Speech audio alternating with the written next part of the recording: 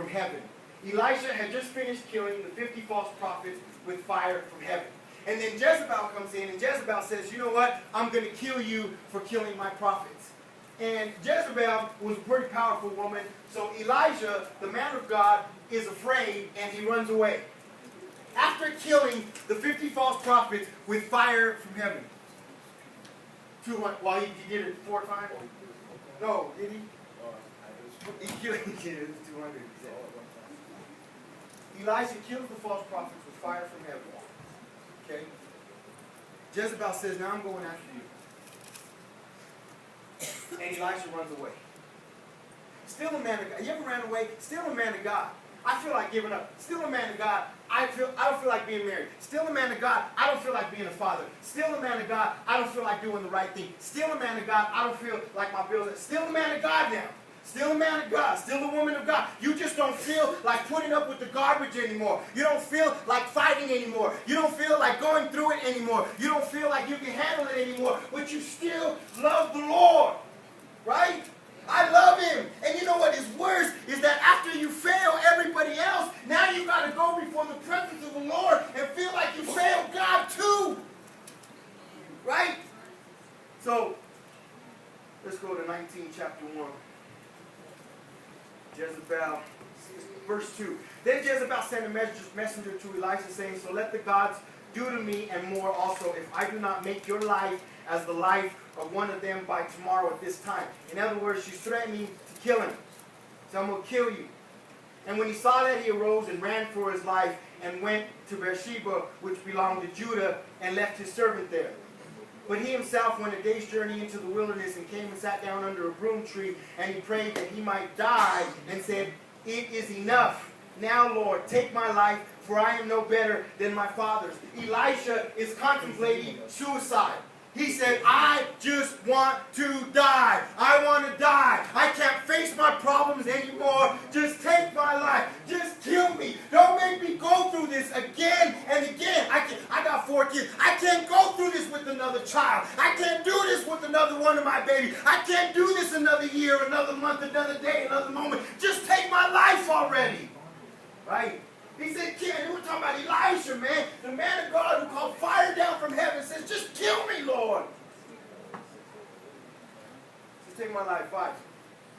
Then as he lay and slept under the broom tree, suddenly an angel touched him and said to him, arise and eat. Then he looked thereby. His head was a cake baked on the coals and a jar of water. So he ate and drank and lay down again. The angel of the Lord came back the second time and touched him and said, arise, eat, because your journey is very great. So he arose and ate and drank, and he went in strength and sat. And he went in the strength of that 40 days and 40 nights, as far as Horeb, the mountain of God. And there he went into a cave and spent the night in the place. He went into the cave, and behold, the word of the Lord came to him. Elisha went into the cave. Here's that cave again. Here's that mountain. Here's that pressure. Here's that earth, surrounding earth. Surrounding her. Elijah goes into the cleft of the rock, just like Jesus does thousands of years later. He goes into the cleft of the rock, and the pressure of what's going on around him starts to get to him. Right? He said, behold, the word of the Lord came to him. And you know what what does the Lord tell him? He says, what are you doing here, Elijah? What are you doing here? I love the Lord's questions. I love the Lord's the way that he talks, because he's God. He knows what you're doing there, and yet he has the audacity. I don't know if he just wants you to say it. You know, what are you doing here, Elijah? If God busts you in the bar and sits in the bar stool next to you and leans over and says, what are you doing here? It's like, you know what I'm doing here. It's like, are you really going to answer him? If God catches you in the wrong place at the wrong time and says, what are you doing here? I love God. I love God. He come catch me in the crack house, and catch me in the meth house, and catch me in the rock, and say, what are you doing? Have you ever been one of those people that you backslidden, and all your backslidden friends be like, there's something different about you. Like, you shouldn't be here. Like, you don't fit in with all of us. Or you kind of act different than everybody else. I remember when I was backsliding in the world, everybody always thought I was an undercover cop. Like, you undercover. You an undercover, man. You act different. You feel different. And you are different. Something different about you. You an undercover cop. I like speaking to the power. Speak here. And there's something different about it. And then I'm trying to prove myself. So I'm going way over it and sinning way even more. And then God show up in the form of a crackhead and be like, what you doing here? Oh, I don't know. I don't know. So he said, what are you doing here, Elijah?